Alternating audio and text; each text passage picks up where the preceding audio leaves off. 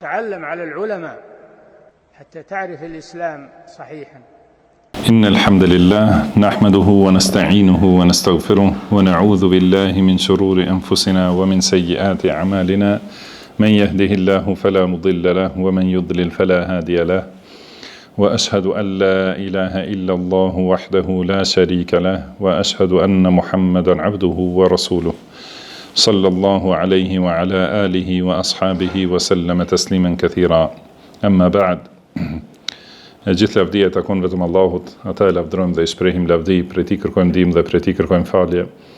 Kërkojmë mbrojtje tek Allahu nga e keqja e vetes sonë dhe nga të këqijat e veprave tona. Kë udhëzon Allahu s'ka kush e devion dhe kë devion Allahu s'ka kush e udhëzon. Dëshmoj se nuk ka të adhuruar të drejtë përveç Allahut një, i cili nuk ka ortak dhe nuk ka rival, dhe dëshmoj se Muhamedi është rob dhe i dërguar i tij. Salavatet dhe selamet e shumta të Allahut qofshin për të, për familjen e tij dhe të gjithë shokët e tij, si dhe të gjithë ata që e ndjekin udhën e tyre deri në ditën e gjykimit. Mëtej, o Zoti ynë, ti je i lartësuar dhe i pastër nga çdo emet, ne nuk dim asgjë pas asaj që na ke mësuar ti, në të vërtetë ti je i gjithdituri i urti. O Allah, na bëj të dobishme atë që na ke mësuar, na mëso atë që na bën dobi, na shto diturinë, na përmirëso gjendjen tonë të rësi dhe mos na lër të mbështetur në vetët tona asnjë çast. Vazhdojmë me leximin e librit Ad-Durusul Muhimme li Ammatil Ummah, pra mësimet e rëndësishme për masat e përgjithshme të umetit, të autorit, djetarit kolosal, Sheikh Abdulaziz ibn Abdillah ibn Baz, Allahu e mëshiroft, i cili ka vdekur në vitin 1420 të Hijretit. Allahu e mëshiroft dhe e falt atë, na falt ne, prindrit tanë dhe djetarët tanë dhe të gjithë muslimanët dhe muslimanet, besimtarët dhe besimtarët, të gjallët dhe të vdekurit. Edhe më tutje jemi në temat që kanë të bëjnë me namazin, rregullat e namazit dhe çka ka të bëjë me namazin. Në mësimin e radhës, që është mësimi 11, thot autori rahimahullah, mubtilatus salah, do thot gjërat që e prishin namazin. Dhe ka thonë mubtilatus salati wa hiya thamaniya, do thot ato që e prishin namazin janë 8. الكلام العمد مع الذكر والعلم أما الناس والجاهل فلا تبطل صلاته بذلك. Do të thonë të folurit, do thotë jashtë fjalëve të namazit, të folurit do thotë me biseda njerëzore, kur bëhet me qëllim dhe kur njeriu është i vetëdijshëm dhe e di. Do të thonë kur nuk ka harruar dhe kur e di se të folurit është që e prish namazin.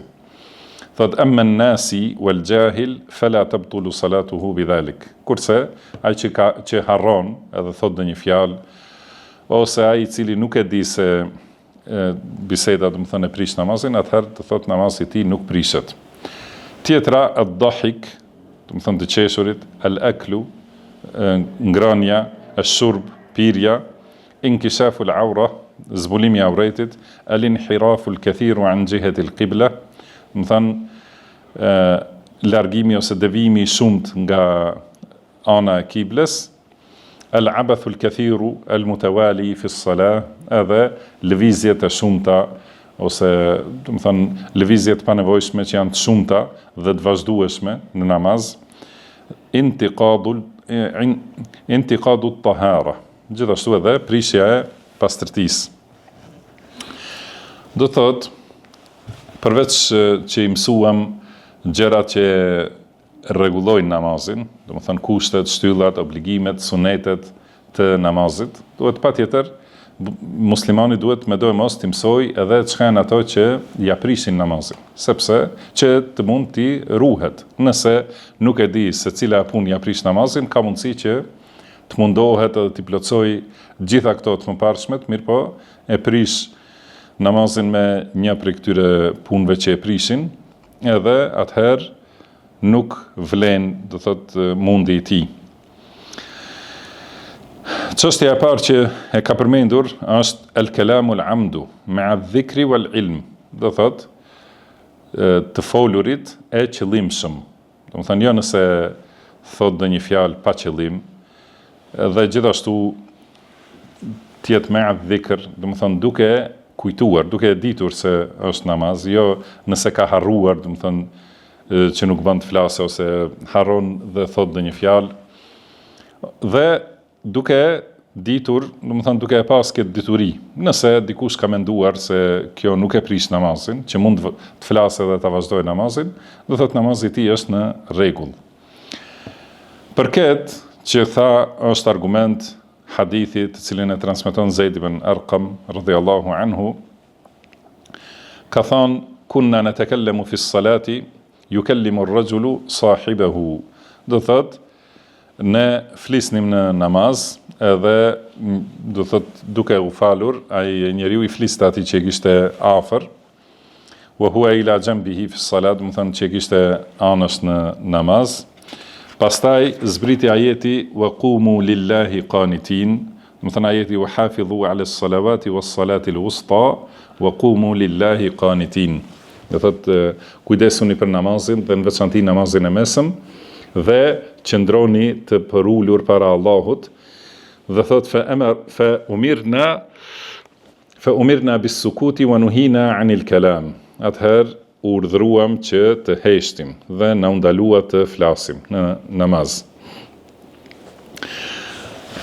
Do thot ky ajet ka ardhur për ta sjell këtë normë që ndalohet të folurit në namaz.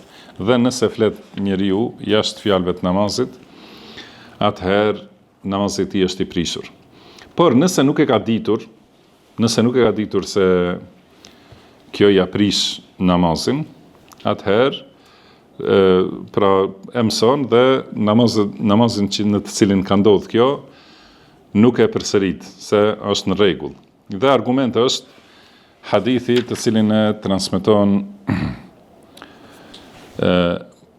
Muawiya ibn al-Hakam as-Sulami radhiyallahu anhu, thot se ka shkuar në xhamin e pejgamberit sallallahu alaihi wasallam dhe duke u falur dikush ka të shtir për njerëzve. Dhe i ka thonë Muawiya ibn al-Hakam, i ka thonë yarhamukallah. Pra ajo që i thuhet atij i cili të shtin edhe thot alhamdulillah. I thuhet yarhamukallah, Allahu të mëshiroft. Dhe thot faramani al-qawmu bi absarihim. Atëherë njerëzit filluan të më shikojnë, do të thënë me shikim qortues. Edhe unë i thash, çka ka ndodhur, do të thënë pse më qortoni kështu, a bona dhe një gabim. Edhe atëherë ata kanë filluar të godasin, do të thënë me dorë në kofshët e tyre, do thotë që e ka kuptuar prej kësaj që duhet të hesht. Pastaj kur e mbaroi namazin pejgamberi sallallahu alaihi wasallam, thot fa bi abi huwa wa ummi. Do të thonë ati ja flijoi babën dhe nanën time sallallahu alaihi wasallam. Ma ra'aytu mualliman qablahu wala ba'dahu ahsana ta'liman minhu. Nuk kam parë një mësues para tij ose pas tij që ditë mësoj më mirë se ai sallallahu alaihi wasallam. Ka thënë fa wallahi ma kaharani wala darabani wala shatamani. Në thot pasha Allahun as nuk më qortoi ose nuk më postroi, as nuk më goditi, as nuk më shau, nuk më tha dhe një fjalë të tillë, por vetëm tha inna hadhihi as-salata la yasluhu fiha shay'un min kalamin nas. Do të thënë në këtë namaz nuk bën të flitet diçka prej fjalëve të njerëzve. Por ka thënë innama huwa at-tasbihu wat-takbiru wa qira'atu al-Qur'an. Por është vetëm për tasbih, lartësim të Allahut, madhërim të Allahut, takbir dhe për lexim të Kuranit. Nuk ka fjalë të njerëzve. Do thotë kështu është mësimi i pejgamberit sallallahu alaihi wasallam. Edhe kështu është mësimi i atij që pretendon se ndjek pejgamberin sallallahu alaihi wasallam. Përndryshe, mësimi me nënçmime, me postrime, me do të thënë fjalë përqeshje, çka pas ke bëhe kështu me radhë, do të thënë ato nuk janë prej rrugës së pejgamberit sallallahu alaihi wasallam. Por mësim me seriozitet, me dashamirësi, me mënyrën që e kupton ai i mësuari se je duke ja dashur të mirën, se je duke e mësuar për të mirën e tij. Dhe jo me këto metoda që i shohim sot, me nënçmime, me përqeshje, saqë janë bërë disa përgjigje, disa njerëzve, si pjesë qesharake që shpërndahen. Po, qëllimi i këtij hadithit është se nuk e ka urdhëruar që ta përsërisë namazin. Domethënë pasi nuk e ka ditur se kjo e folur, ja prish namazin, do thotë se nuk i është prishur namazi me këtë, wallahu a'lam. Prandaj do thotë ky është mendimi i saktë se të folurit në namaz e prish namazin. Përveç nëse njeriu harron ose thot ndonjë fjalë pa qëllim, ose nuk e ka ditur se ajo ja prish namazin. Pastaj ka thonë ad-dahik, al-akl, ash-shurb, do të thonë të qeshurit, ngrënia, pirja gjatë namazit, për këto ka ixma, do të thonë unanimitet të gjithë dietarëve, nuk ka kundërshtuar askush se këto çështje e prishin namazin. Dhe ngrënia, pirja, do të thonë e qartë është, kurse për të qeshurit është për qëllim qeshja me zë. Do të thonë nëse i ndodh njeriu që i vjen e qeshura dhe buzëqesh, do të thonë me buzë pa nxjerr zë, edhe pa u dëgjuar, do të thonë e qeshura e tij, atëherë ajo nuk ja prish. Mirë po, është diçka që e mangëson namazin, sepse namazi nuk është për veprime të këtilla, por është për qëndrim dhe për ulësinë para Allahut subhanahu wa taala. Por qeshja me zë e prish. Gjithashtu edhe ngrënia dhe pirja gjatë namazit, do të thënë janë prishës të namazit. Tjetër, inkishaful aura, do të thënë zbulimi i auretit. Tham për këtë te kushtet e namazit, do të thënë është kushti i namazit që aureti të jetë i mbuluar. Dhe si ishte definicioni i kushtit? Pra, që nëse mungon kushti, do thotë mungon vepra që është e kushtuar me të. Do të thënë, nëse mungon kushti i mbulimit të auretit, do thotë se namazi nuk është i saktë. Gjithashtu edhe kushti tjetër ose çështja tjetër këtu që është përmendur, al-inhirafu al-kathiru an jihati al-qibla. Do të thonë devijimi i shumt, devijimi i madh nga drejtimi i kiblës. Edhe kjo është, pasi tham, një prej kushteve të namazit është drejtimi në drejtim të kiblës dhe largimi prej atij drejtimi duke e ditur kiblën ku është dhe duke pasur mundësi, do të thënë që të kthehesh nga kibla dhe kthehesh në drejtim tjetër. Dhe atëherë namazi nuk është i saktë. Por nëse është devijim i vogël, ne e tham se qëllimi ose kushti i kthimit ka kibla për atë që është që e sheh Ka'ben, do të thonë që e ka para vetit dhe të mund ta shohë, atëherë nuk lejohet asnjë lloj devijimi prej saj. Do duhet të falet në drejtim të Ka'bes. Kurse ai që është më larg dhe nuk e sheh, mjafton ta qelloj anën, nga është Ka'bja. Si ka thënë pejgamberi sallallahu alaihi wasallam për banorët e Medinës, ka thënë kibla është mes lindjes dhe perëndimit. Do të thonë se në pozitën e Medinës, Mekja është në jug, do të thonë direkt në jug të plot. Prandaj nëse është në jug ose pak në djathtas ose majtas, do të thonë nëse është mes lindjes dhe perëndimit dhe nuk është kthyer në drejtim të lindjes ose nuk është kthyer në drejtim të perëndimit, atëherë do të thonë që kibla do thotë e ka qelluar anën e kiblës. Edhe sidomos kur është edhe më larg prej Mekës, do thotë me rëndësi është të qellohet ana e kiblës. Por nëse është devijimi i shumt, do të thonë që ja ke kthy krahun ose ja ke kthy shpinën kiblës, atëherë do të thonë që është larguar nga kibla dhe namazi nuk është i saktë. Si tham, me kusht që ta di ku është kibla dhe të ketë mundësi të kthehet. Tjetra është al-abathu al-kathir al-mutawali fi s-salah. Do thotë lëvizjet e kota të shumta dhe të vazhdueshme, të njëpasnjëshme në namaz, do thotë kjo e prish namazin. Por sa duhet të jetë kjo lëvizje, nuk ka të caktuar në argumentet e shariatit, në një kufi që prej këtij atëherë, do të thonë që të jetë kaq lëvizje ose këtë numër e kështu me radhë. Disa është e njohur te njerëzit që është 3 lëvizje, por nuk ka ndonjë argument për këtë. Njëherë duhet t'jenë ato lëvizje të kota, të panevojshme, edhe t'jenë të vazhdueshme. Jo nëse lëviz njëherë, dyherë, pastaj koncentrohet, pastaj bën ndonjë lëvizje.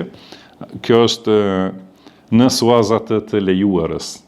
Por nëse janë vazhdimisht lëvizje edhe janë lëvizje të mëdha gjithashtu, atëherë kjo varet nga, si thot, nga urfi, nga jo si e din njerëzit. Nëse shohin se filloi të lëvizet tepër namaz, për shembull nëse fillon të ecet, shkohet dikun, ose dhe një çështje të tillë, ose shkon merr diçka vesh, ose heq diçka prej trupit e kështu me radhë, do thotë ato janë lëvizje të shumta. Këto e prishin namazin, por lëvizja e vogël, edhe sidomos nëse është për nevojë, nëse ka nevojë njeriu të rregullojë diçka në trupin e tij, ose ka nevojë të kruhet, ose do të thënë ato nuk janë që e prishin namazin. Edhe nëse janë lëvizje të mëdha, për shembull, pejgamberi sallallahu alaihi wasallam ka lëvizur disa hapa për t'ju hapur dera, do thotë kush ka pasur të hyjë. Dhe gjithashtu, siç dihet, ata kur është ndru kibla në Mesjid Quba, kanë qenë duke falur namazin në drejtim të Kudsit. Edhe ka ardhur, ka lajmëruar lajmtari se është ndruar kibla dhe kanë lëvizur shumë. Më thënë është kthyer imami, ka dalë nga ana tjetër e xhamisë, edhe safat e burrave dhe të grave janë kthyer të gjithë, do të thënë në kiblën e re. Dhe kjo është lëvizje e madhe, mirëpo ka qenë për nevojë. Po ashtu ka edhe lëvizje që janë të preferuara. Do të thënë nëse shez brastir në saf. Megjithëse ka ihtilaf për këtë, por nëse themi se është e preferuar, do të thënë atëherë bëhet për një qëllim të përmbushjes namazit, ose si thamë që është e lejuar nëse është dikush duke u falë në dhoma është e ngushtë, edhe vendi vetëm është e dera të falet, edhe pastaj do të hyjë dikush ose dale, ka mundësi që njeriu të lëviz disa hapa ta liroj rrugën. Themi gjithashtu edhe nëse lëviz disa hapa për t'ju afruar sutrës, po ashtu është prej lëvizjeve të preferuara, edhe nuk e prish namazin. Tjetër që ka përmendur autori është edhe prishja e pastërtisë, do të thonë kuptohet, edhe pastërtia është prej kushteve të namazit, me të gjitha format e pastërtisë, do thotë largimi i papastërtisë së madhe, xhunullokut, largimi i papastërtisë së vogël, që largohet me abdes. Nëse ndodh diçka që e prish ata, si gazra ose urin ose diçka e tillë, atëherë prishet namazi. Tani, me që dihet se një prej kushteve të namazit është pastërtia dhe në veçanti, do të thënë çështja e abdesit, flet autori rahimahullah edhe për abdesin në mësimin e 12. Dhe dy mësime të tjera, do thotë flasin për çështjet e abdesit. Dhe siç dihet, ky libër është për mësimin e çështjeve themelore që duhet t'i di secili musliman. Do të thotë që duhet t'i di secili musliman prej masave të përgjithshme të muslimanëve. Jo, do të thënë nuk janë diçka që i dinë vetëm të specializuarit, do të thënë që i dinë vetëm hoxhallarët, po duhet t'i di secili musliman. Prandaj tani flet për abdesin dhe në këtë mësim është mësimi për kushtet e abdesit, shurutul wudu. Ka thonë ad-darsu thani 10 shurutul wudu, do thotë mësimi 12, kushtet e abdesit. Thotë shurutul wudu'i wa hiya 10. Do të thënë kushtet e abdesit janë 10.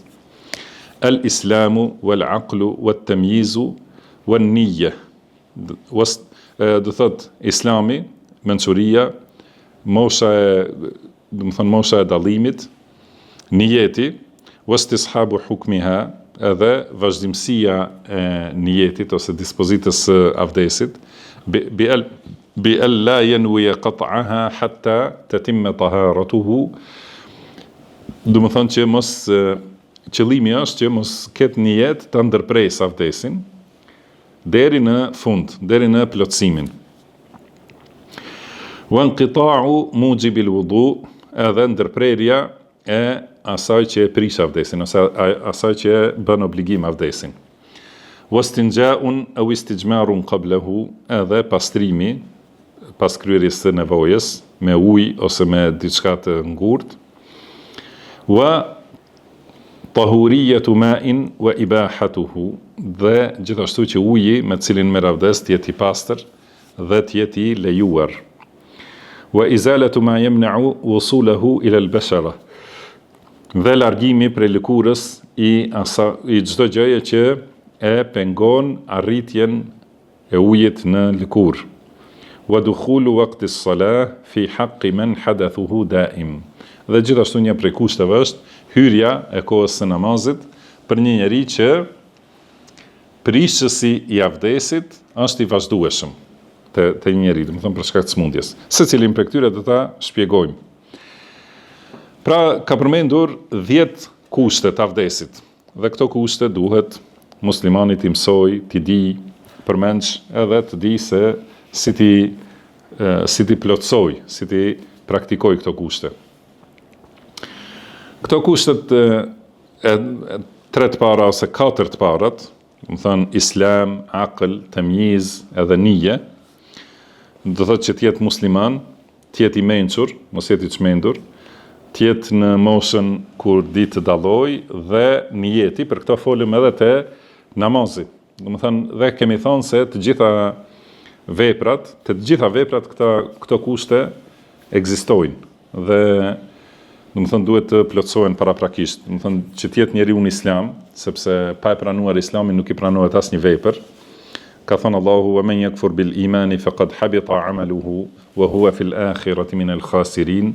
Do të thënë kush e mohon imanin, veprat e tij janë asgjësuar dhe në ahiret ajo është prej të humburve. Të jetë i mençur, do të thënë mos jetë i çmendur, që nuk është i vetëdijshëm, sepse ka thënë pejgamberi sallallahu alaihi wasallam: "Rufi'a al-qalamu an thalatha", do të thënë lapsi është larguar, nuk shkruan, do thotë për 3 veta, dhe një prej tyre është i çmenduri, derisa nuk shërohet ose nuk i kthehet mendja.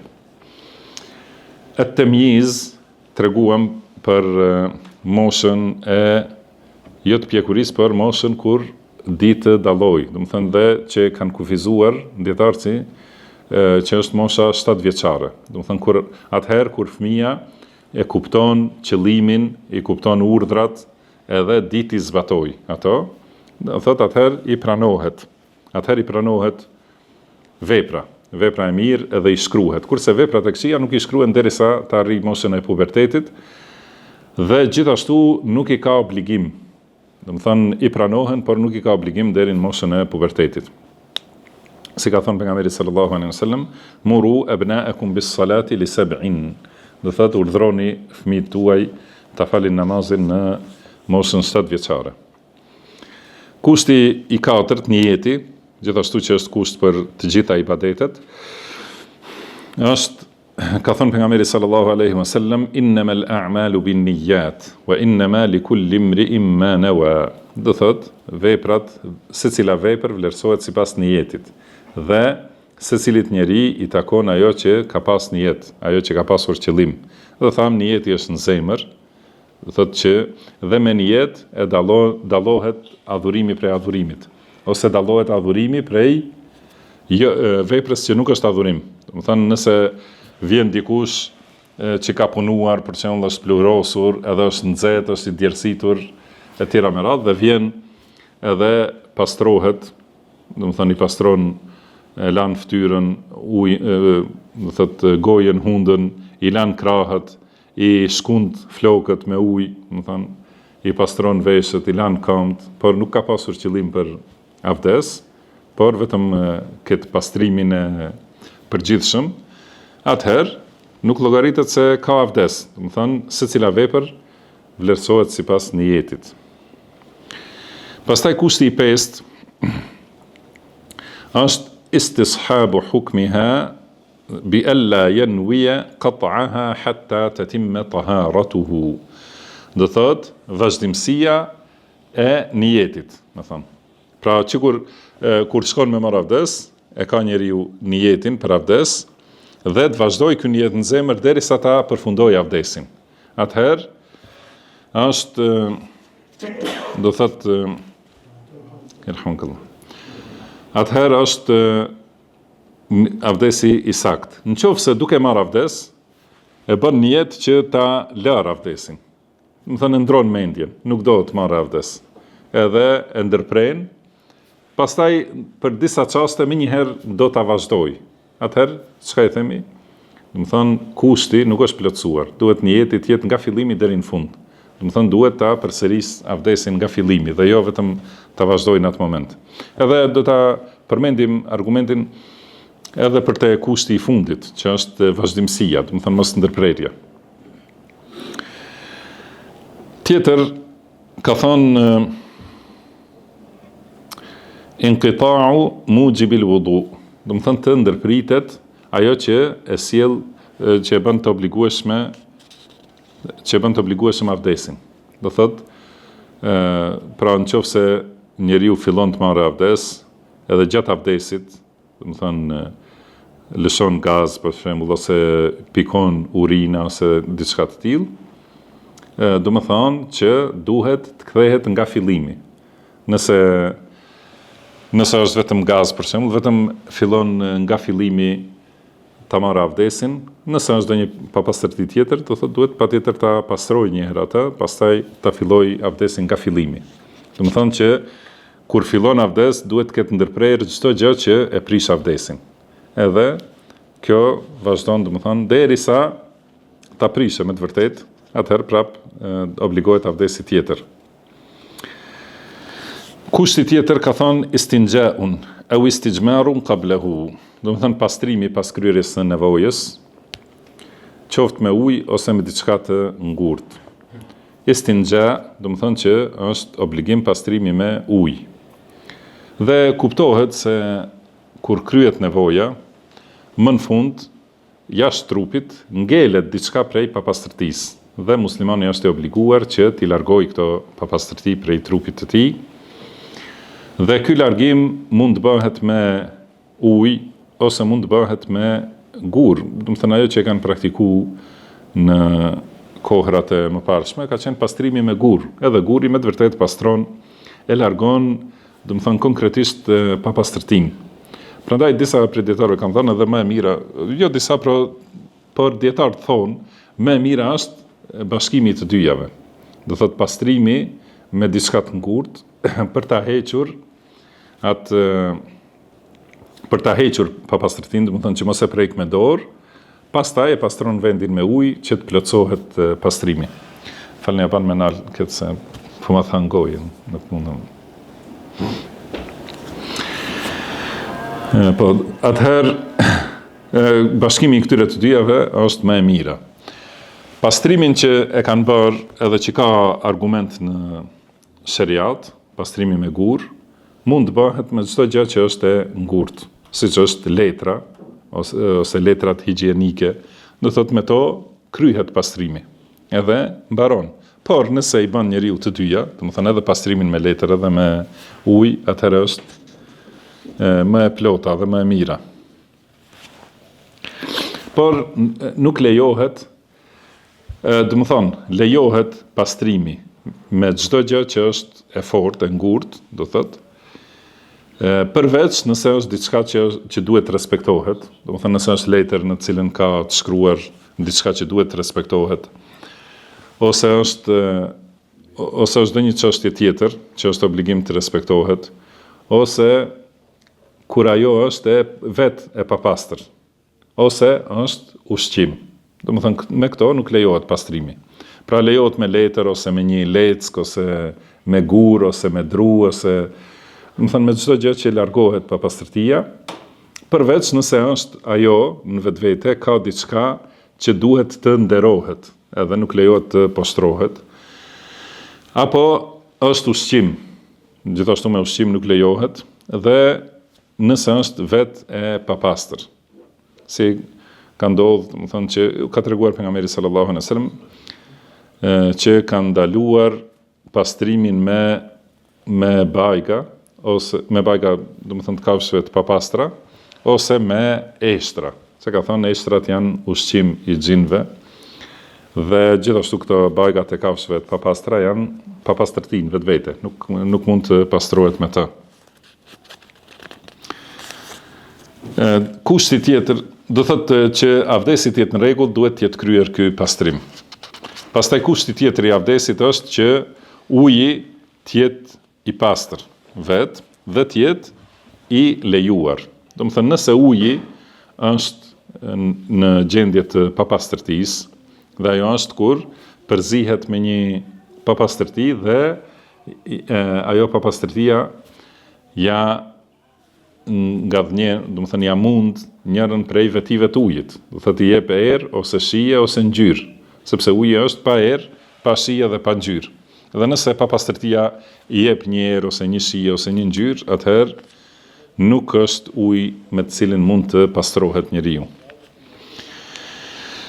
Dhe gjithashtu ka thënë Sheikh Ibn Baz rahimahullah që të jetë i lejuar. Do të thënë uji i vjedhur ose i uzurpuar, do të thënë padrejtisht, me të nuk plotësohet avdesi. Ky është mendimi i një pjese të dietarëve, kurse shumica e dietarëve thonë se avdesi është i plot nëse uji është i pastër.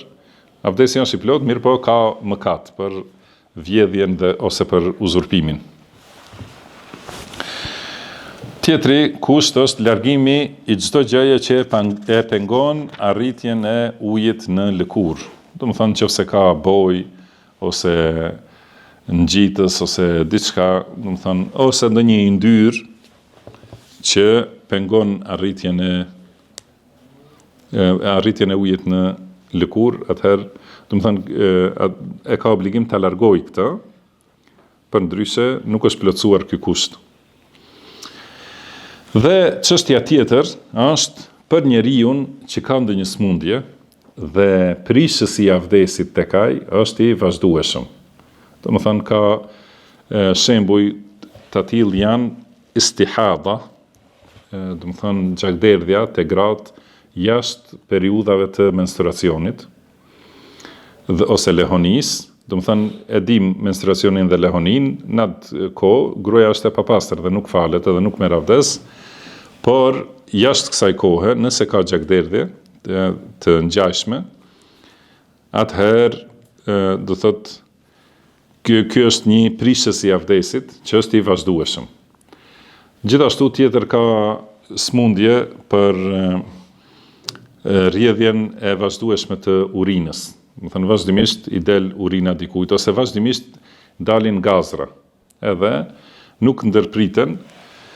Në rastet këtilla, do thotë ky njeri e largon papastërtinë konkrete që është, do të thënë gjakun ose urinën ose të ngjashme, e pastron dhe merr avdes kur hyn koha e një namazi. Atëherë kjo gjë që është e vazhdueshme taj, nuk ja prish avdesin deri në namazin tjetër. Kurse do një prishës tjetër, do të thënë e ka dispozitën e vet. Do të thënë nëse përveç kësaj smundje e prish me diçka tjetër, atëherë vlen rregullat nuk ndryshojnë. Por nga kjo që është e vazhdueshme, do të thënë rrjedhja e vazhdueshme e urinës, nuk e prish avdesin deri në namazin tjetër. Dhe ky është një kusht që e ka përmendur, do të thënë dukhulu waqti salati fi haqqi man hadathuhu daim. Do të thënë kusht për vlefshmërinë e avdesit është që të ketë hyrë koha e namazit për atë njeri që e ka, do të thënë, prishësinë e avdesit të vazhdueshëm. Dhe argument është hadithi ku ka thënë pejgamberi sallallahu alaihi wasallam për gruan që ka qenë me istihada, i ka thënë thumma tawaddai li kulli salatin, pastaj merr avdes për secilin namaz, hatta yaji dhalika alwaqt, derisa të vijë ajo koha prap.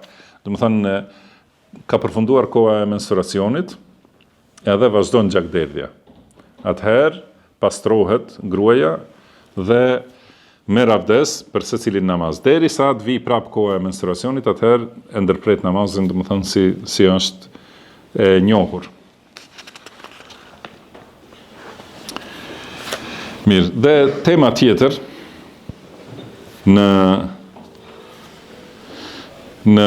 këtë kontekst, domethënë mësimi i 13, thot autori rahimahullah, furud al-wudu, do thot obligimet e avdesit, apo të themi shtyllat e avdesit, që nëse plotësohen këto shtylla, atëherë avdesi është i plot. Nëse mungon diçka prej tyre, do thot nuk është avdesi valid. Ka thënë furudul wudu'i wa hiya sitta, do thot obligimet e avdesit janë 6. Ka thënë ghaslul wajhi wa minhu al-madmadatu wal-istinshaq. Do thot larja e fytyrës. Pra obligimi i parë, larja e fytyrës, dhe pjesë e kësaj është, do të thon madmada, larja e gojës, dhe istinshaq, do të thon futja e ujit në hund. Wa ghaslul yadaini ma'al mirfaqain, edhe larja e duarve me gjithë brylat, do të thon larja e krave me gjithë brylat. Wa mashu jami'i ar-ra'si wa minhu al-udhunan, edhe fshirja me ujë, do të thënë gjithë kokës, dhe në të bëjnë pjesë edhe veshët. Wa ghaslu ar-rijlaini ma'a al-ka'bayn, edhe larja e këmbëve bashkë me nyjet e këmbës. Wa at-tartibu, do të thënë këto ishin 4. Obligimi i 5, renditja, do të thënë larja e këtyre pjesëve në këtë renditje. Wal muwalatu, do të thënë obligimi i 6, edhe vazhdimësia, do të thënë pa ndërprerje. Ka thënë, pastaj thot, wa yustahabbu tikraru ghasli al-wajhi wal yadaini wal rijlaini 3 marrat, edhe është e pëlqyer të përsëritet, do të thënë larja e fytyrës, gojës, larja e fytyrës, duarve dhe këmbëve 3 herë. Wa hakadha al-madmadatu wal-istinshaq, dhe gjithashtu edhe larja e gojës dhe hundës, kurse obligim wal fardu min dhalika marratun wahida, obligim është 1 herë, do thot pëlqehet 3 herë, por obligimi është 1 herë. Amma mashu ar-ra'si fala yustahabbu tikraruhu kama dallat ala dhalika al-ahadithu as-sahiha. Kurse sa i përket kokës, nuk pëlqehet përsëritja e fshirjes së kokës, siç argumentojnë hadithet e sakta. Mirë, këto janë obligimet e avdesit, që do të thotë se nëse lihet diçka prej tyre, do të thonë avdesi është jo valid dhe duhet përsëritet nga fillimi.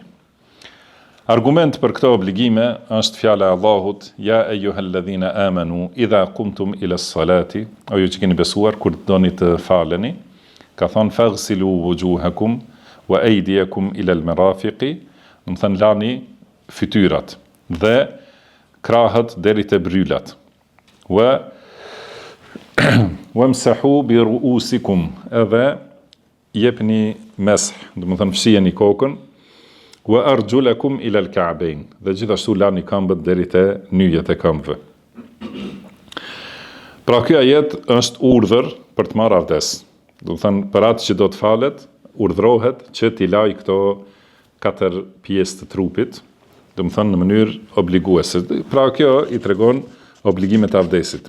Obligimi i parë është larja e fytyrës, dhe fytyra, wajh, do të thënë që është përmendur në Kur'an, është ajo që të del përballë, si thuhet, do të thënë kur bisedojnë dy veta, atë që e sheh përballë, që do të thonë nga rrënjët e flokëve në ballë, që janë, do të thonë vendi i zakonshëm ku fillojnë flokët në ballë, deri në fund ose deri në majën e çimeve të mjekrës. Do të thonë kjo është ajo që e sheh njeriu përpara. Kjo pjesë, do të thonë për zgjati, ky është kufiri, kurse për zgjeri, do të thënë nga veshi deri te veshi tjetër. Këto janë kufit e fytyrës që e ka obligim t'i laj njeriu dhe duhet të kenë kujdes shumë njerëz se shifen se nuk i mendojnë kufit e fytyrës kur marrin abdes. Edhe ndoshta ka la një pjesë të fytyrës, ndoshta gjysmën e fytyrës ose 2/3 ose ashtu, thot një pjesë të fytyrës dhe një pjesë të dukshme e lanë. Por të larja e fytyrës bën pjesë edhe shpërlarja e gojës dhe e hundës gjithashtu. Ka thonë pejgamberi sallallahu alaihi wasallam, idha tawadda'a ahadukum falyastanshiq bi minkharayhi min al-ma'i thumma liyantathir. Do të thonë kur të marrë abdes dikush, le ta tërheqe me hund ujin, pastaj le ta shfryj. Do të thonë duhet patjetër të hyj uji në hund brenda. Dhe ka thonë asbighil wudu wa khallil bayna al-asabi', do thot plotsoje mirë abdesin edhe laje pjesën nërmjet gishtave, wa baligh fil istinshaq, edhe tërhiqe shumë ujin, do të thënë me hund. Pra tërhiqe ujin me hund, illa an takuna sa'iman, përveç kur je duke agjeruar. Do të thënë atëherë nuk duhet ta teproj shumë, se ka mundësi të hyj diçka prej ujit në fyt. Do thotë ka urdhëruar pejgamberi sallallahu alaihi wasallam edhe për madmada, që do të thonë larja e gojës. Pra te ky hadith është në transmetim tjetër, wa idha tawadda'ta fa madmid, do të thonë kur të marrësh abdes bën madmada. Dhe ky është emër i këtij veprimi në gjuhën arabe që e përshkruan se çka veprohet. Do të thonë që duhet të futet uji në gojë edhe të lëvizet në përgojë që të shpërlahet e gjithë goja, edhe gjithashtu tërhiqet uji me hund, pastaj të shfryhet, do të thonë që të pastrohet brendësia e hundës. Pastaj lahet fytyra në kufit që i përmendëm. Do të thonë ky është obligimi i parë. Kurse larja e duarve para larjes së fytyrës është, do të thënë larje, disa prej dietarëve thonë se është sunet, disa thonë nuk është sunet. Do të thënë është vetëm për pastrim të duarve, sepse me to do ta marrësh ujin. Do të thënë është sunet, do të thënë që të bëhet, mirë po jo prej suneteve të abdesit. Por është, do të thënë paraprakisht duhet ti pastrosh duart që me to do të fillosh ta marrësh ujin për larjen e këtyre pjesëve. Pastaj vjen larja e krahëve deri te brylat. Edhe këtu duhet të kihet parasysh, se ka thonë Allahu, faghsilu bi wujuhikum wa aydikum, faghsilu wujuhakum wa aydiyakum ila al-marafiq. Do të thonë lajni duart deri te brylat. Do të thonë që duhet të lahet nga majet dora, duhet lahet nga majet e gishtave deri te bryli, dhe të përfshihet bryli. Se fjala ila në gjuhën arabe e vjen me kuptimin e diçkaje, kur thuhet deri te, do të thonë me gjithë atë. Pra deri te bryli do thotë duke e përfshirë edhe brylin. Edhe këtu ka argumente, do të thonë që ka në ajete të tjera që ka fjala ila kuptimin e fjalës ma'a. Pse e themi këtë? Se disa kanë kuptuar prej kësaj ila deri te, e kanë kuptuar se nuk duhet lahet bryli. Do të thonë duhet lahet deri afër brylit, por e vërteta është edhe si është në hadithet, do të thonë që duhet të përfshihet bryli. Por njeriu duhet ta ketë parasysh që duhet ta lajë krahun, themi, nga bryli deri te majet e gishtave, ose pra nga majet e gishtave deri te bryli. Patjetër, dhe jo të filloj nga mesi i krahut, sepse atëherë nuk e ka plotësuar avdesin. Larja e duarve para, do të thonë, nuk është obligim. Është as nuk është sunet, as nuk është pjesë e avdesit, do të thonë. Por edhe nëse themi se është pjesë e avdesit, ajo është para larjes së fytyrës. Kurse urdhri për larjen e krahëve është pas larjes së fytyrës. Do të thonë patjetër duhet të lahet kjo pjesë e përfshirë plotësisht. Pastaj ka thënë wa mashu jami'i ar-ra'si wa minhu al-udhunan, edhe fshirja e gjithë kokës. Do të thonë komplet kokës. Kjo është që duhet të bëhet, se Allah ka thonë wamsahu bi ru'usikum. Do të thonë fshini kokat. Dhe nuk ka thonë një pjesë ose një të tretën, ose sa ze një dorë, ose treqime, si thonë, do të thonë në mendime të ndryshme. Ka thënë Allahu subhanahu wa taala fshiheni kokën dhe pejgamberi sallallahu alaihi wasallam e ka shpjeguar Kur'anin. Dhe pejgamberi sallallahu alaihi wasallam kur ka marrë abdes, do të thonë e ka fshi kokën në atë mënyrë që i ka latë të dy duart dhe me të dy duart e ka filluar ta fshi nga balli deri në fund kokës, edhe i ka kthy prap. Do të thonë pastaj i ka fshi edhe veshët. Do të thonë kjo është ajo që duhet të përfshihet në fshirjen e kokës gjatë abdesit.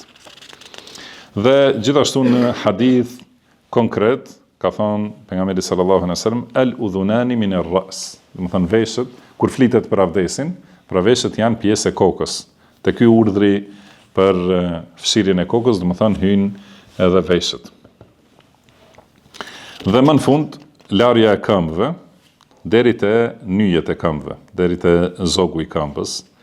Si ka thënë Allahu wa arjulakum ila al-ka'bayn. Do të thonë edhe lani këmbët deri te nyjet e këmbës, që duhet të përfshihet. Do të thonë duhet lahet këmba nga niveli i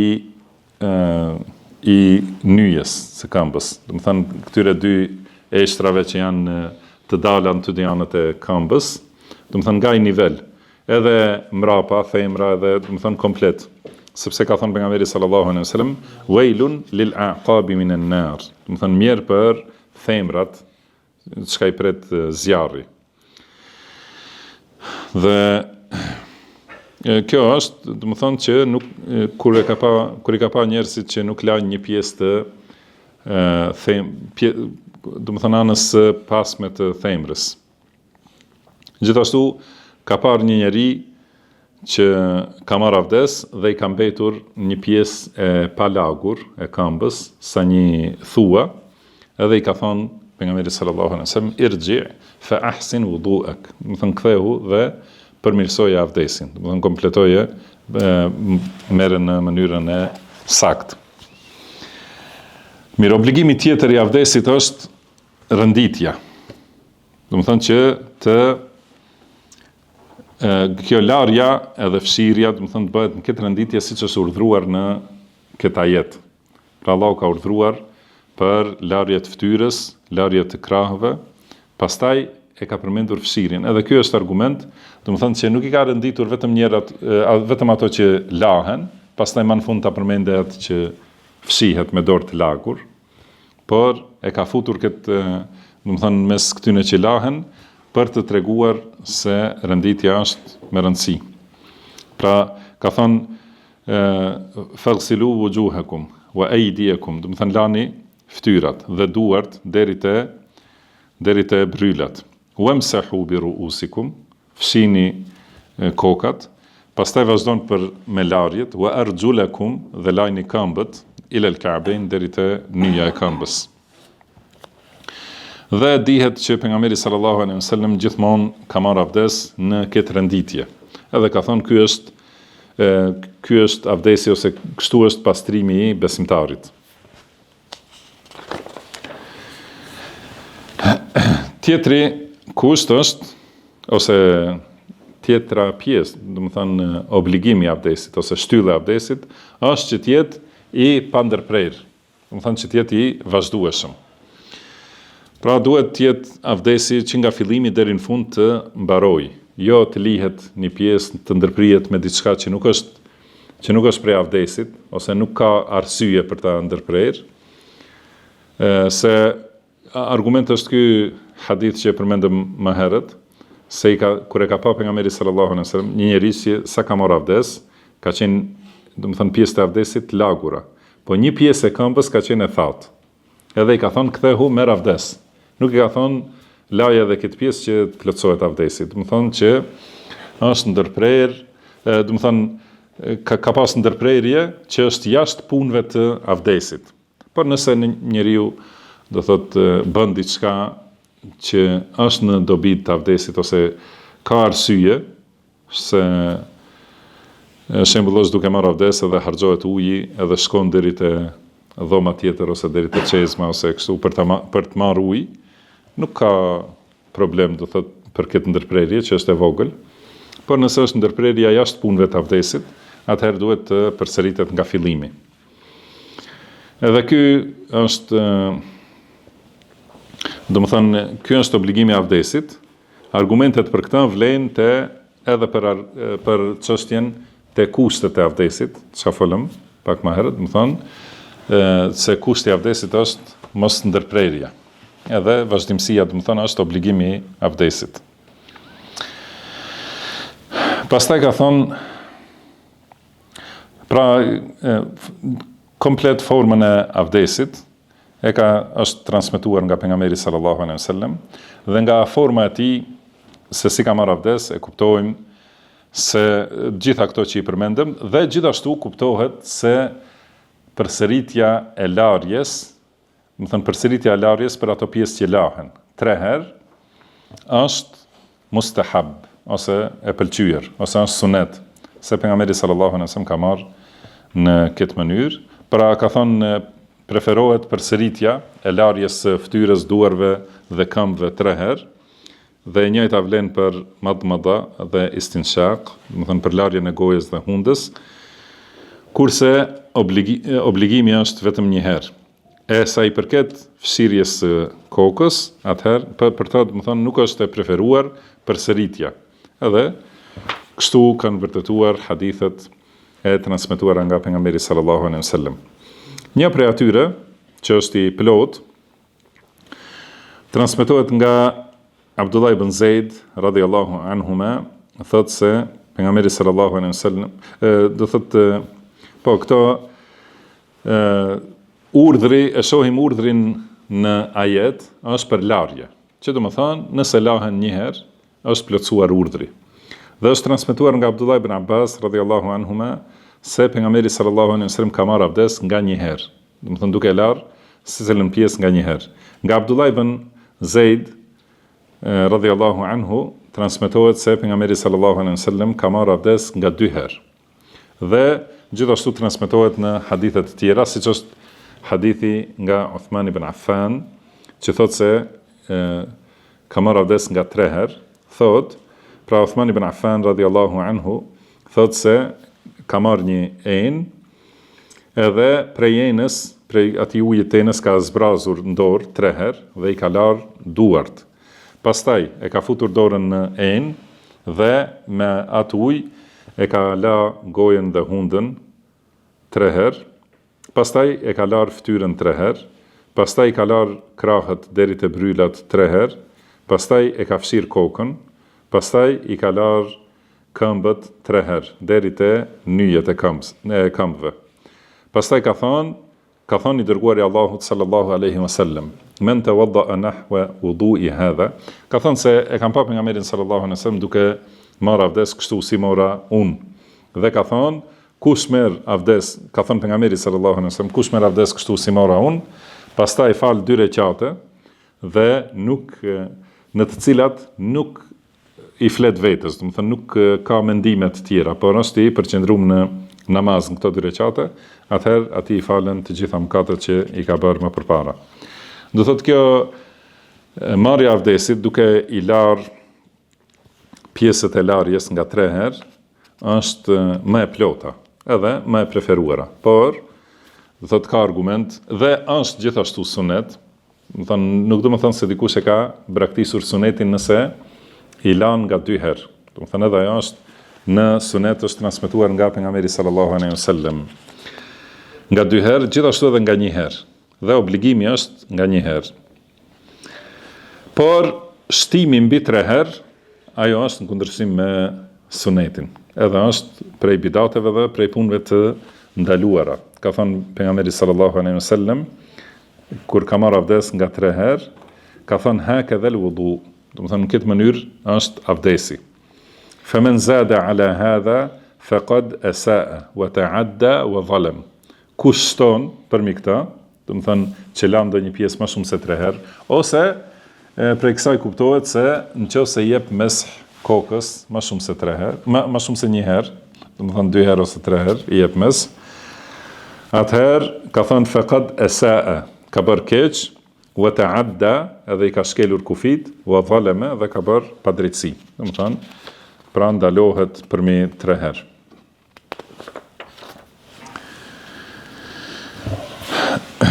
Do thotë, si ka thënë Imam Ibn al-Qayyim, do thënë e sakta është se nuk përsëritet fshirja e kokës. Sepse pejgamberi sallallahu alaihi wasallam kur e ka përsëritur larjen e pjesëve të avdesit, gjithmonë kokën e ka fshirë 1 herë. Edhe kjo është transmetuar nga pejgamberi sallallahu alaihi wasallam në mënyrë të drejtë për drejtë, eksplicite të thotë. Edhe prandaj, do të thonë, nuk ka ndonjë argument, wallahu a'lam. Nuk ka ndonjë argument që ka marrë avdes ndryshe prej kësaj pejgamberi sallallahu alaihi wasallam.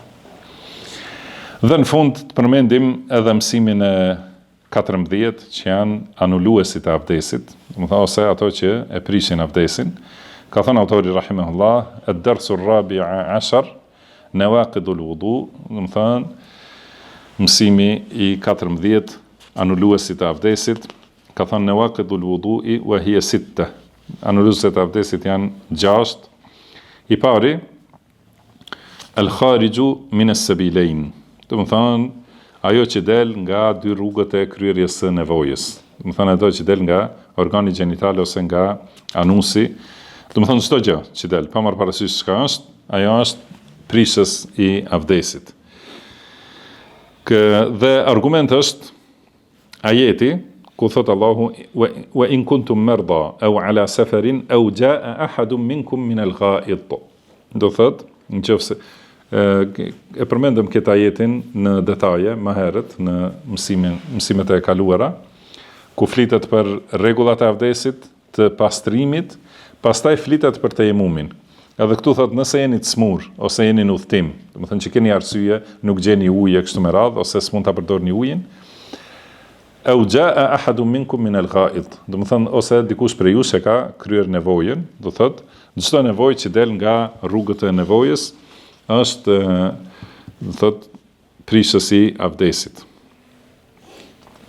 Dhe po ashtu transmetohet nga Safwan ibn Assal radhiyallahu anhu, thot se pejgamberi sallallahu alaihi wasallam i ka urdhëruar që mos i heqin mestet në udhtim 3 ditë e 3 net. Do thotë që mund ta përdorin, mos i lajnë këmbët, po ta përdorin atë mestin ose çorapën ose kpucën për të fshirë mbi të, përveç nëse u ndodh xhunullok. Atëherë duhet t'i heqin dhe të lahen. Por mund t'i përdorin për avdes, ka thënë min gha'itin wa bawlin wa nawm. Domethënë pas kryerjes së nevojës madhe ose urinës ose pas gjumit. Domethënë këto janë shkaqe që e prishin avdesin dhe që duhet të marrë avdes njeriu. Tjetra çështje që e prish avdesin, thot autori rahimahullah, wal kharijul fahishu an-najisu min al-jasad. Dhe diçka tjetër e papastër që del nga trupi në sasi të madhe. Domethënë çdo gjë e papastër që nuk del nga rrugët e nevojës, po del prej dikun tjetër prej trupit në sasi të madhe. Ky është mendim. Domethënë, çka mund të jetë ajo papastërti? Mund të jetë për shembull gjaku ose qelbi ose vjella kështu me radhë. Domethënë për këto kanë thënë edhe pse nuk del prej rrugëve të nevojës, domethënë mbasi janë papastërti e prishin avdesin. Dhe kanë përmendur disa argumente, por të gjitha këto argumente janë të dobta, hadithe të dobta. Kurse në hadith sahih do thot që është në të cilin nuk ka dyshim, thot nga Anas ibn Malik radhiyallahu anhu transmetohet se pejgamberi sallallahu alaihi wasallam ka bërë hijame dhe është falur pa marrë avdes. Do të thënë ka pasur avdes para hijames, është falur dhe i ka larë vetëm vendet e hijames, vetëm aty ku ka qenë gjaku. Po ashtu transmetohet nga Abdullah ibn Amr radhiyallahu anhu se kur ka bërë hijame, do të thënë i ka larë vetëm vendet e hijames. Imam Shafiu rahimahullah ka një sqarim të bukur për këtë çështje. Thot, pasi ajo që del nga rrugët e kryerjes së nevojës është prishës i avdesit, do të thënë ka ixhma se është prishës i avdesit, pa marrë parasysh a është kjo që del e pastër ose e papastër. Do të thënë edhe nëse është vetëm gaz, vetëm frym, ose diçka tjetër. Do thotë, të gjitha e prishin, edhe për këtë nuk ka kundërshtim. Dhe në anën tjetër nuk ka kundërshtim për pështymën, do të thënë që del nga goja, ose ajo që del nga hunda, ose gjithashtu frymëmarrja, ose gromësira, që është, do të thënë ka erë të keqe kështu me radhë, nuk e prish avdesin, edhe për këtë ka ixhma. Atëherë kjo është argument se edhe nëse del diçka tjetër prej trupit, do thotë si e vjella ose hijamja ose diçka tjetër prej trupit, do të thonë nuk e prishin avdesin. Pra e dim se ajo që del nga këto dy rrugë, edhe nëse nuk është papastërti, nuk mbetet dikun, do të thonë ndonjë shenjë papastërtisë, e prish avdesin. Kurse këto tjerat, do të thonë që janë të ngjashme, siç është gromësira për shembull, që del me erë gaz me erë të keqe, nuk e prish avdesin. Atëherë, njësoj edhe çështje tjera, sepse për ato nuk ka ndonjë argument, do të thonë nuk ka ndonjë argument, asnjë argument s'mund të sjell dikush se që të jetë i prerë, do të thonë për të marrë avdes nga këto çështje, nga papastërtitë që dalin nga pjesë tjera të trupit. Wallahu a'lam. Dhe shpresoj që kjo të jetë e qartë. Tjetër gjë që e prish avdesin është humbja e vetdijes, qoftë me gjumë ose diçka tjetër. Do thotë, kur njeriu t'i humb vetdija, qoftë me alivanosje ose gjumë ose me diçka tjetër, atëherë kuptohet se avdesi i tij është prishur. Edhe ka thënë Ibn Hazmi se nuk janë kundërshtuar dietarët se humbja e vetdijes e prish pastërtinë, dhe kjo nënkupton se edhe prej gjumit. Do të thënë nuk ka kundërshtim se nëse alivanoset njeriu, i prishet avdesi. Atëherë e njëjta duhet vlej edhe për gjumin, se për gjumin ka kundërshtim. Disa kanë thënë që nuk e prish, por transmetohet nga pejgamberi sallallahu alaihi wasallam, do të thënë transmeton Aliu radhiyallahu anhu,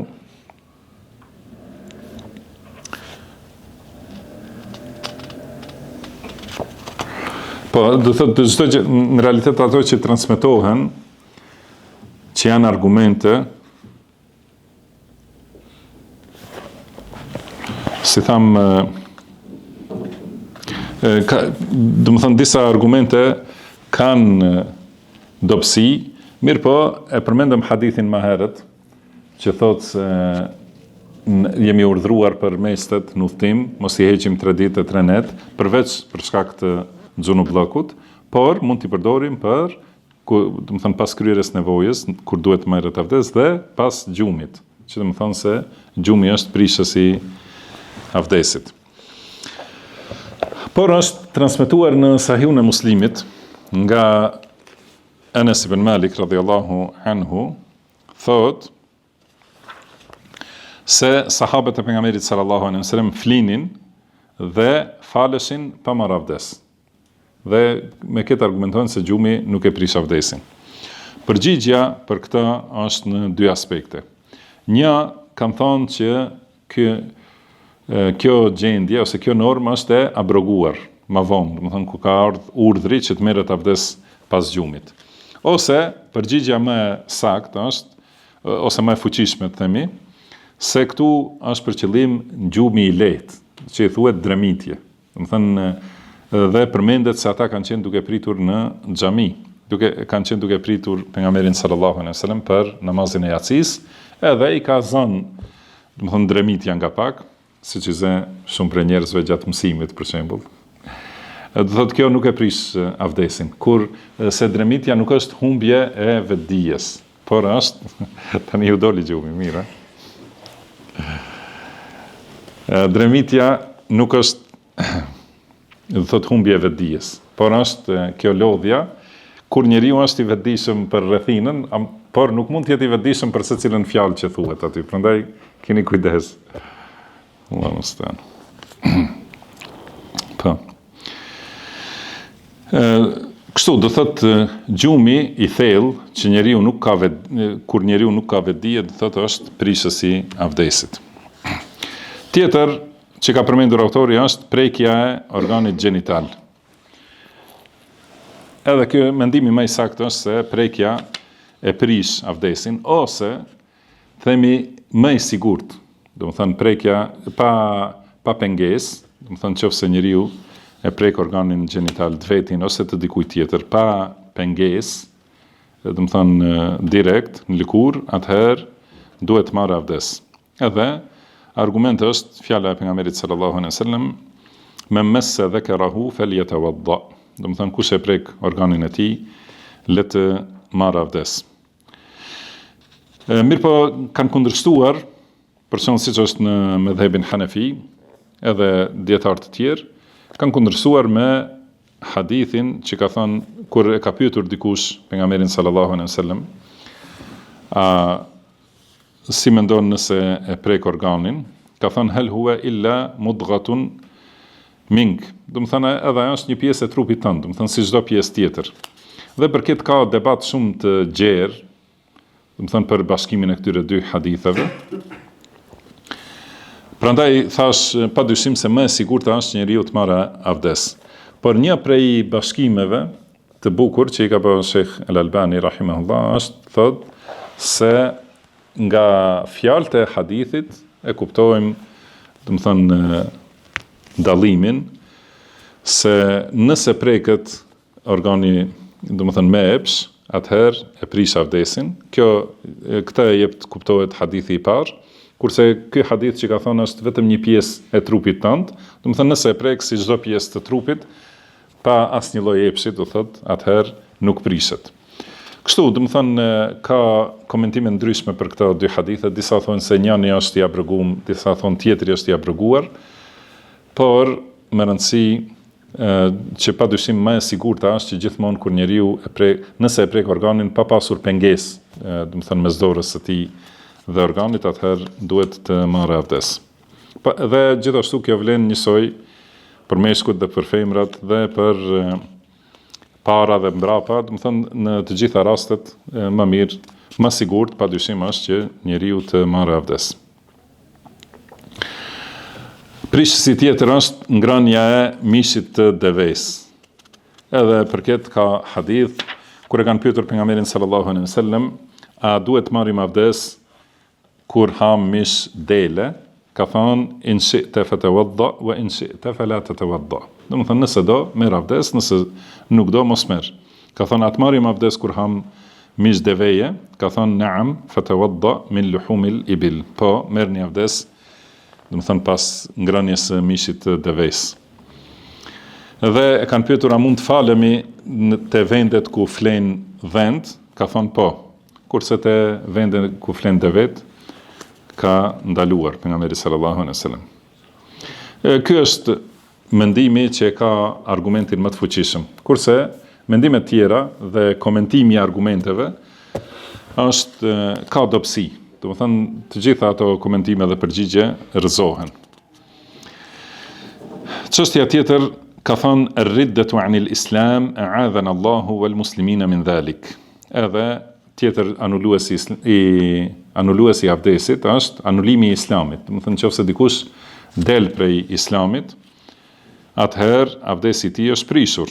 Thotë si ka thënë Allahu laqad uhiya ilayka wa ila alladhina min qablika la in ashrakta la yahbatanna 'amaluk wa la takunanna min al-khasirin. Do të thënë të shpallur ty dhe atyre që kanë qenë para teje, nëse bën shirk, do të thënë të asgjësohen të gjitha veprat dhe do të jesh prej të humburve. Disa prediktorë kanë thënë se nuk prishet, sepse veprat asgjësohen nëse njeriu vdes në kufër. Kurse ai që ndodh që ka bërë kufër gjatë jetës, pastaj pendohet veprat e tij që i ka bërë mbeten, do të thënë nuk azgjësohen. Allahu na ruajt nga kjo gjendje, por sidoqoftë, padyshim ai njeri që për shembull kjo situata këtu është që nëse dikush ka marrë avdes, është përgatitur për namaz, pastaj pas kësaj, do të thënë pas marrjes së avdesit, bën ridde, del prej islamit. Atëherë, pas disa çasteve ose pas disa orëve, nëse kthehet në islam dhe pendohet, ai vazhdon avdesi i njëjtë. Do të këtë kanë përmendur dietarët, dhe më saktë është se duhet pastrohet nga fillimi. Veprat nuk i azgjësohen ato veprat e mira, do të thonë, që për cilat ka shpërblime nëse vdes prapë në islam. Por nëse vdes në kufër, atëherë azgjësohen të gjitha veprat. Kurse kjo çështje për shkak si avdesi, ata padyshim duhet ta përsëris nga fillimi. Wallahu a'lam. Edhe gusl. Do të thënë pasi kthehet në islam, do të thënë është nga papastërtia duhet njëherë edhe të pastrohet. Mirë, këto ishin anuluesit e avdesit. Muslimani duhet t'i di, t'i mësoj dhe t'i ketë parasysh. Edhe shkurtimisht edhe një vërejtje, do të thënë me rëndësi, thot autori rahimahullah, sa i përket larjes së xhenazës. E sakta është që ajo nuk e prish avdesin. Do të thënë larja e xhenazës nuk është prishës i avdesit. Edhe kështu është mendimi i shumicës dietarëve, sepse nuk ka argument që prishet avdesi. Mirë po, nëse gjatë larjes xhenazës ndodh që prek organin e atij të vdekurit, atëherë pa pengesë, do të thënë, atëherë është obligim të marrë avdes, si thamë se edhe organin e vet ose të dikujt tjetër, me qëllim ose pa qëllim. Do thotë, nëse nuk ka pengesë, se kuptohet, ka thënë pastaj vazhdon wal wajibu alayhi alla yamassa farjal mayyit illa min wara'i ha'il.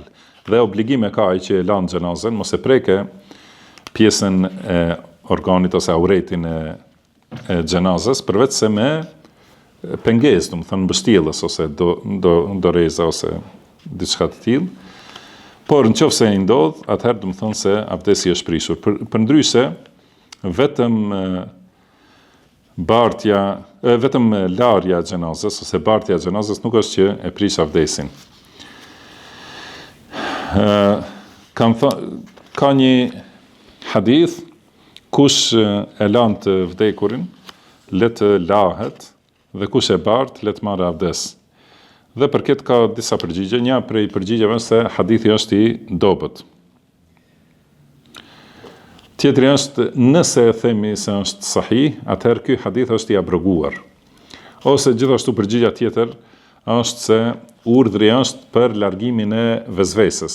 Do të thënë nëse njeriu është marrë me xhenazën, edhe ndihet sikur është për lyer e kështu me radhë, atëherë ky është urdhër preferues, jo urdhër për të treguar se avdesi është prishur i tij.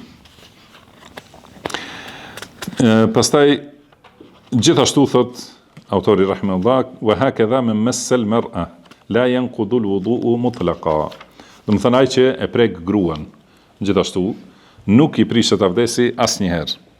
Pra në asnjë rast, pa marrë parasysh ai ka prekur me epsh ose pa epsh, do thotë nuk i prishet avdesi, sipas mendimit më të saktë të dietarëve, sepse ka, do thotë pejgamberi sallallahu alejhi wasallam, transmetohet që e ka pudh gruan e tij, pastaj ka shkuar në xhami, është falur dhe nuk ka marr avdes. Dhe ka argumente të tjera.